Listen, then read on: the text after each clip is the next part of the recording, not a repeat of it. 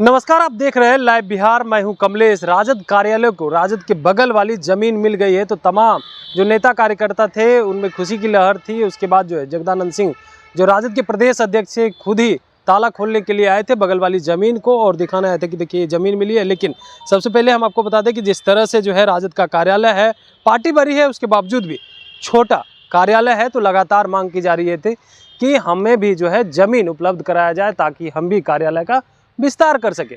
तो अब वो ज़मीन मिल गई है, बगल वाली ज़मीन, और देख सकते हैं वही वो ज़मीन है जिस ज़मीन पे हम खड़े हैं और यही ज़मीन मिली है। अब इस कार्यालय का विस्तारीकरण होगा, लेकिन जब मांग की गई थी तो सरकार में नहीं थे, विपक्ष में थे।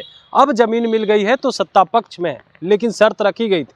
सबसे पहले मांग की गई, कब की गई थी वो लेटर हम आपको दिखाएंगे। देखिए यही वो लेटर है जब राजद के प्रदेश अध्यक्ष जगदानंद सिंह ने मांग की थी 15/3/2021 को भवन निर्माण विभाग से कि हमें ज़मीन दी जाए, क्योंकि हमारी जो कार्यालय है वो सबसे छोटी है। जदयू की तुलना करें चाहे भारतीय जनता पार्टी की तुलना करें तो उन दोनों पार्टियों की तुलना में हमारा जो कार्यालय है वो सबसे छोटा है। वही तुलना की जाए तो जदयू जो कार्यालय है उसका 66,000 वर्ग फीट है, भारतीय जनता पार्टी की बात की जाए तो 52,000 वर्ग फीट है, राष्ट्रीय जनता दल की बात की जाए तो 19,842 वर्ग फीट ही है।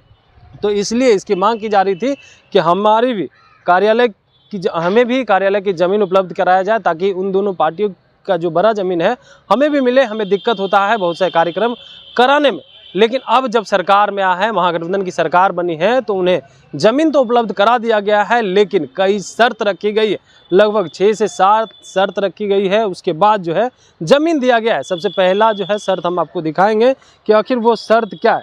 क्या कुछ शर्त के आधार पे ज़मीन दी गई है? भवन निर्माण के तरफ से यह शर्त के आधार पे ज़मीन दी गई है। वो लेटर भी देखिए आपके स्क्रीन पे चल रही होगी, जिसमें आप स्पष्ट रूप से देख सकते हैं कि सबसे पहला जो शर्त है हम आपको दिखाएंगे कि 2 वर्षों की अवधि समाप्त होने के पश्चात आवंटन का नवीनीकरण कराना होगा। नवीनीकरण उसी शर्त पे होगा बशर्ते कि समय पे पार्टी के द्वारा सभी देयताओं एवं करों का भुगतान कर दिया गया हो।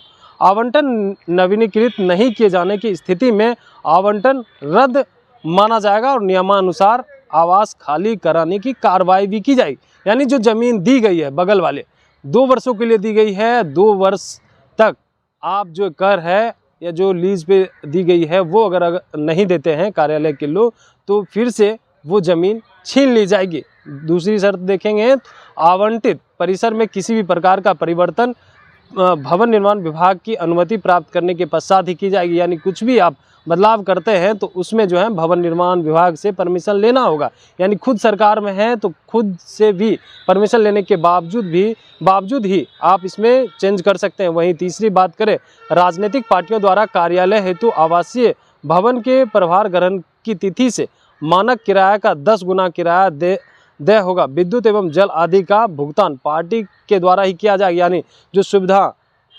पार्टी कार्यालय के द्वारा जो है उपलब्ध कराया जाएगा, वो तमाम सुविधाएं का कर भी जो है पार्टी कार्यालय ही भुगतान करेगी। इसमें सरकार कुछ भी हस्तक्षेप नहीं करेगी, कुछ भी पे नहीं करेगी। तमाम चीज़ आपने देखा किस तरह से जो है जो ज़मीन मिला है उसके लिए शर्त भी रखी गई थी और कब मांग की गई थी। क्या कुछ शर्तें पे जो है ज़मीन दी गई है। जो खुशी का लहर था वो 2 वर्षों के लिए, अगर 2 वर्षों के बाद ये तमाम चीज़ें जो शर्त है वो अगर नहीं मानते हैं तो फिर से राजद से ज़मीन जो है बगल वाली ज़मीन छीन ली जाएगी। तो अभी तक के लिए इतना ही। देखते रहिए live Bihar. Live Bihar YouTube पर सब्सक्राइब और फेसबुक पर लाइक जरूर करें।